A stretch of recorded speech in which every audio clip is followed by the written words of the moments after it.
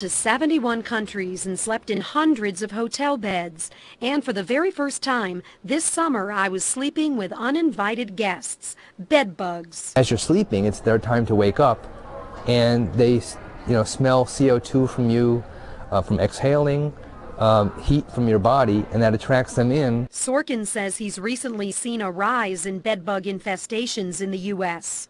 In the last 5-7 years or so, there's been a lot more a pinpoint control of cockroaches using baits and ants using baits. And years before that, people would just spray baseboards. And it's possible that a lot of the general spraying kept the bedbug population down. The consensus is the presence of bedbugs is not an indication of unsanitary conditions. The critters don't discriminate between budget and high-end hotels. They hitch a ride wherever their human host takes them. I immediately reported the incident to the front desk and moved to another room. They claimed this was a first and promised to quarantine the room and exterminate.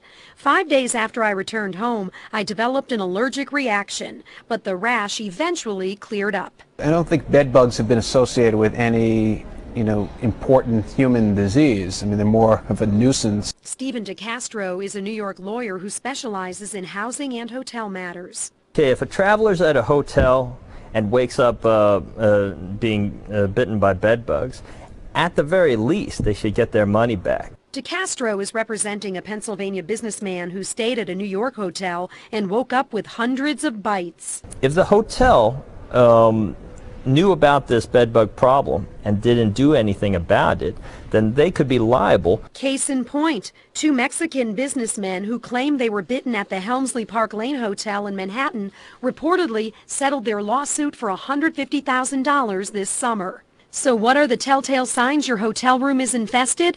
A musty, sweet smell, shed skins, tiny off-white eggs, dried trails of blood or blood-colored specks on the sheets. You can seek out their hiding places by looking behind the draperies and blowing through a straw into the crack between the mattresses.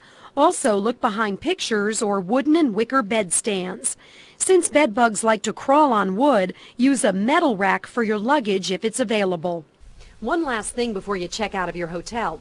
Double check your luggage because bedbugs are one souvenir you don't want to bring back home. Valerie Delia, New York 1.